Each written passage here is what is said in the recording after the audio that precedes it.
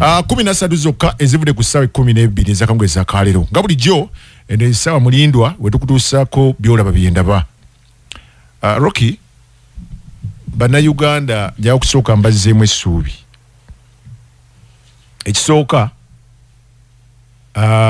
waliwo ekintu kye njagala okutandika okuzimba eky'okuyigiriza bannayuganda nti ensi yaabwe n'okubaagalisa ensi yaabwe. Kubanga nti abantu abasinga beekyawa. Oli agenda alaba ekintu ne yeekyawa. Kati waki bannayuganda abasinga bakyawa ensi yaabwe? Nti abalina okulaga bannayuganda ekyokulabirako ate bakola birala nnyo bya kitege. Omuzungu akiyita opposite. Ontegedde? Nkuwulira. Rockie, nze naawe tukoze ku radio okumala ebbanga. Yes. Era abamu ku ffe tufunye okusoomozebwa kungi. Okitegedde? Nga omuntu akubira essimu nagga Lubowa, waliwo omuntu nga mune byabufuzi, waliwo omuntu ono andi obubi yakuwayo $2,000,000 oba 15 oba 5 omunkubire bamukwata ne mukomusajja. Kati muli mutima lutundu ya sente zofuna omusaala nga ntono kubanga kituvuzo ntono kubanga tetuli basente nyingi mu Uganda yonna n'amawulire be bamu kubasinga okuba nga tebafuna sente. Kyo kye kituufu, si wano wokka. Naye wawo kye bayita credibility ensa. Kakati noga nti bwe naaba nnumbi ono sente ngenda zirira bbanga ki? Kibuuzo kirungi. Ontegedde? Nkulaba. Noga nti akanzireke. Naye bannabyabufuzi b'osuubira nti ekisooka kakugereza bambe ba parliament sente ze bafuna mu parliament. Yes, ebizibu babina bingi. Abalonzi bagaba basomeseza abaana, babagaba bazimbira enguudo, naye be babyeteema mu campaign. Oisegedde? Mpulira.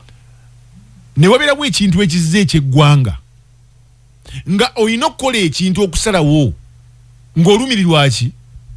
Abantu. Ng'olumirira eggwanga lyo nti lino etteeka ne tugenda okuyisa linaakosa litya eggwanga mu biseera eby'emu maaso? Litumazaako oba nedda? Naye n'omutunuulira ne bamuwaayo buswazi n'ayisa. Ebirala tonfa. Naye ate gwe akola ku rediyo geza n'ogezaako n'ojja asigeza gw'ondeetera $2,000,000 n'engagaana omukozi wa rediyo.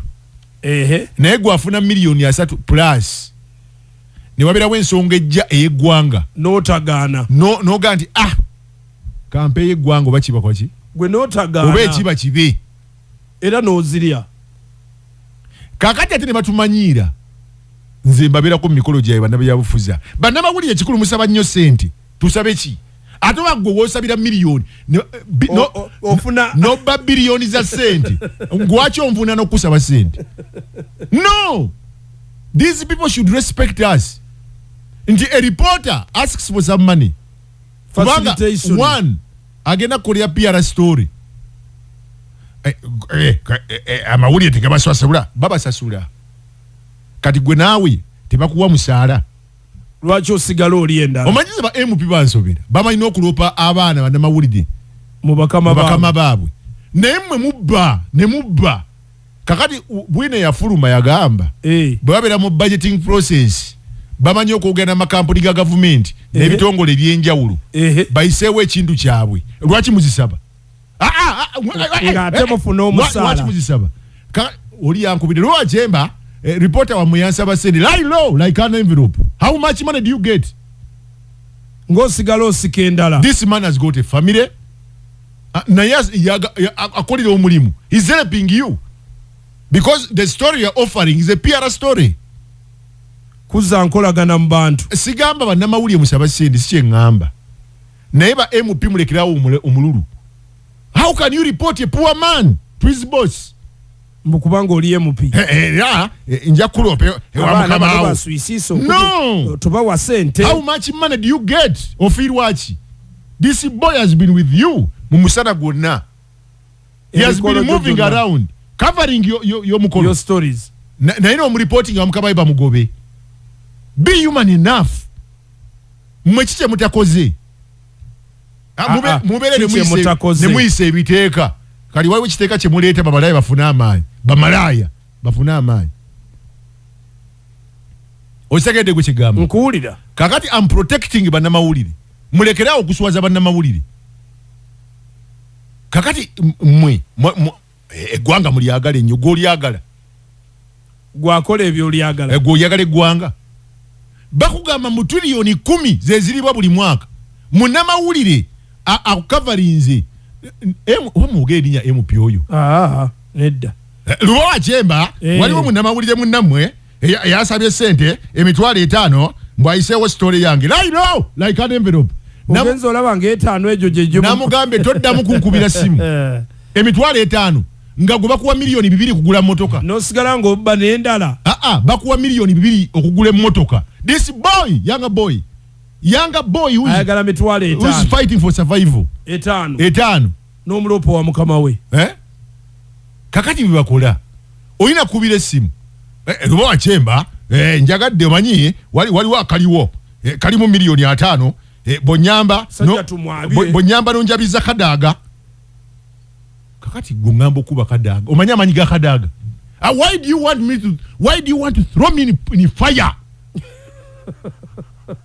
waliwo 5 why do you want to ruin my reputation gwe galiye no these people come nekikutuuza ewali kamera nekikuba akafaananyi anti ono abadde ayogerera kadaaga kati namufunye kyo tebakiwa sente kakati nekijja ewuwo bakiwadde 15 kizza ewuwo kikuwa 5 miliyoni 5 kati nze bwe nkuba kadaaga kati nze nfe gwe bakitegeeza okujja wano ovume kadaaga ku radio of course reputation eba egenze naye mwogere erinnya lyaga kumpa sente tebakola batyo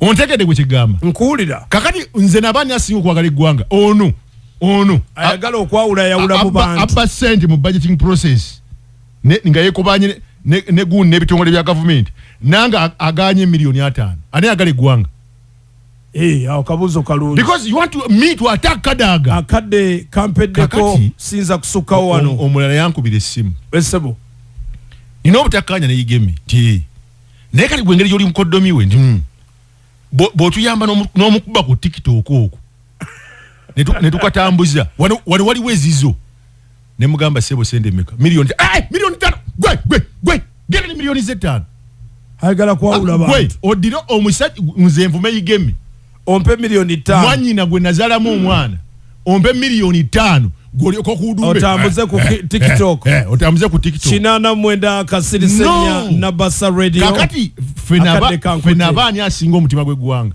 ani ayagala eggwanga kati yetegedde yali aŋŋambye Pain Aid capsules akuyamba ebinywa bikuluma omutwe gukuluma omubiri gukuluma toteredde genda ku pharmacy drug shop of ne Pain Aid capsules kati tulina Jenna cough syrup eyakolebwa Professor Ogwang eyakukolera Covidex asthmatic cough oyina zi allergy oyina ekifuba na senyiga weyambise ki weyambise Jenna cough otegedde akantu program tujiwumbye kankubulyeko ekintu if you want to live longer and peacefully abasajja mumbegendereze ontegedde nkuwulira bitumanyiira bannamawulire jangwe wange nkwasa omutwe katukuba obulango bw'abakadde baffe program endala jangwe wange nkwasa omutwe tulina ebirango mutandika okuwa bannamawulire ekitiibwa temutumanyiira amawulire ku ssaawa emugajja n'empeereza endala mu program zaffe zijja wabula tugamba nti zanya akazanyo ka NBS radio bingo osobole okuba nga ofuuka omuwanguzi nyiga star 297 star 2 hash